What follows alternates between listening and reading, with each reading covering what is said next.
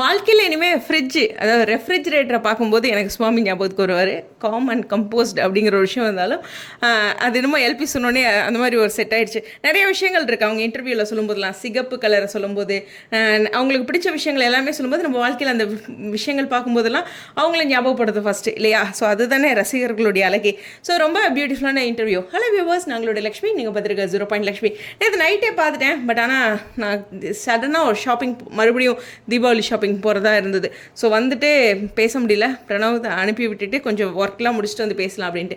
ரொம்ப பியூட்டிஃபுல்லான இன்டர்வியூ. ஆனால் 2 பேரையும் சேர்த்து ஒன்றா வச்சு எடுப்பாங்கங்கிற மாதிரி அவங்க கொடுத்த டைட்டிலை பார்த்துட்டு அப்படின்னு நினச்சிருப்போம். பட் ஆனால் 2 பேர்த்தையும் தனித்தனியாக எடுத்து ஒன்றா போட்டிருந்தாங்க வீடியோ. என்னமோ சரிங்க, அவங்கள கொடுத்துட்டீங்களா அப்படிங்கிற ஒரு விஷயம் தான்.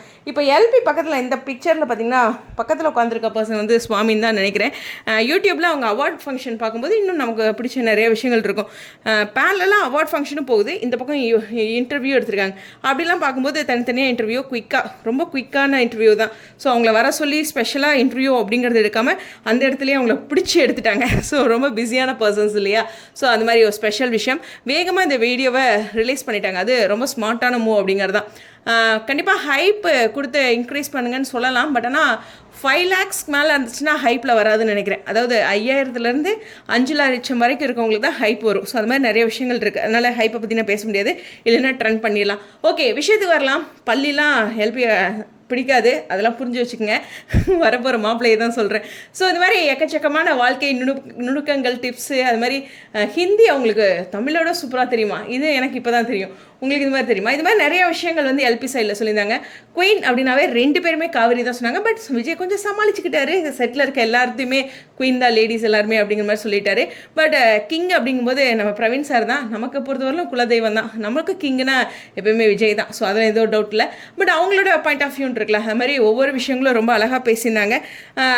என்ன சொல்கிறதுனா, செட்டில் விஜய் எப்படி அப்படிங்கிற மாதிரியான விஷயங்களாக இருக்கட்டும். அப்புறம் 2 பேர்த்தோட அந்த புரிதல், ஃப்யூச்சரில் எப்படி இருந்தது, பாஸ்டில் என்ன நடந்துச்சு, விஜய்க்கும் சுவாமிக்குள்ள டிஃப்ரென்ஸ் நிறைய இருக்கான். விஜய் வந்து வேறு மாதிரி, சுவாமி வந்து வேறு மாதிரி அப்படிங்கிற மாதிரி.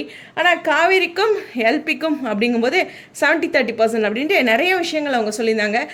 விஜய் ஒரு இடத்துல, சுவாமி அதாவது ஒரு இடத்துல சொன்னார், விஜய்க்கு ஒரு பாஸ்ட் லவ் இருந்தது, எனக்கு இல்லை. அப்புறம் இந்த கான்டாக்டில் வீட்டில் இது மாதிரிலாம் பண்ணால் பிச்சு போடுவாங்களே அப்படின்ட்டு யதார்த்த வாழ்க்கையை நிறைய விஷயங்கள், அதாவது விஜய்க்கும் தனக்குள்ள டிஃப்ரென்ஸை சொல்லியிருந்தார். ஆனால் விஜய்கிட்ட இருந்து நிறைய கற்றுக்கிட்ட விஷயங்களையும் சொல்லியிருந்தார். அதெல்லாம் ரொம்ப ஸ்பெஷலாக இருந்துச்சு. எந்த ஒரு கேரக்டர் பண்ணாலும் அது சில விஷயங்கள் இருக்கும் இல்லையா, அதில் நம்ம எடுத்துக்கலாம்ல, அது மாதிரி பேசினது அப்படின்ட்டு எக்கச்சக்கமாக சுவாரஸ்யமாக இருந்தது. உங்களுக்கு இந்த டோட்டல் இன்டர்வியூவில் பிடிச்ச விஷயங்கள் என்ன அப்படிங்கிறத கீழே கமெண்டில் சொல்லுங்கள்.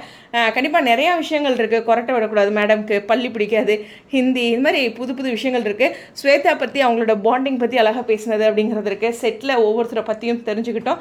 அது மாதிரி நிறைய விஷயங்கள் இருக்குது. ஸோ சூப்பரான இன்டர்வியூ. நியர்லி 1 lakh போயிட்டுருக்கு. ஸோ கண்டிப்பாக 1 million அது மாதிரி வரணுங்க விக்காவோட இன்டர்வியூனா. அப்போ தான் அது ஒரு ஹைலைட்டடாக இருக்கும். ஸோ பார்ப்போம் என்ன நடக்கும்ட்டு. உங்களுடைய கருத்துக்கள். இன்றைக்கி பேக் டு பேக் வந்து நிறைய இன்ட்ரெஸ்டிங்கான முக்கியமான வீடியோஸ் இருக்குது. 1 by 1 போஸ்ட் பண்ணுறேன். இது சடனாக ஷாப்பிங் பிளான் பண்ணிட்டோம். ஸோ அதனால் கொஞ்சம் டிலே ஆகிடுச்சு வரதுக்கும். அதுக்கப்புறம் மிட் நைட் பக்கத்தில் பேசாட்டி என்ன அப்படின்ட்டு மார்னிங் வழக்கம் போல் சாரை கிளப்பி விடணும் அப்படின்ட்டு. அப்பா அடுத்து 3 நாள் லீவு வேறு, அவனை சமாளிக்கவே முடியலங்க. ஸ்கூல் போயிட்டு வந்தால் ஏதோ ஒரு எனர்ஜி ட்ரிங்க் குடிச்சிட்டு வந்துடுவான். நாட்டுக்கு வீட்டில் சுத்தமாக சமாளிக்க முடியல. ஒவ்வொரு ஏஜும் ஸ்பெஷல் இல்லையா? அந்த 2 to 3 சுத்தமாக ஒன்றும் தெரியாது, நல்லா ஆர்வமாக இருக்கிற ஒரு ஏஜ் இல்லையா? அப்புறம் தான் கொஞ்சம் கொஞ்சமாக புரிஞ்சுக்குவாங்க. ஸோ அவங்க கூட நம்மளும் நிறையா வாழ்க்கையும் புரிஞ்சுக்கிறேன். உங்களுடைய கருத்துக்கள். ஸ்டேடியோன் விகாவோட இன்டர்வியூ எப்போதுமே ஸ்பெஷல் தான்.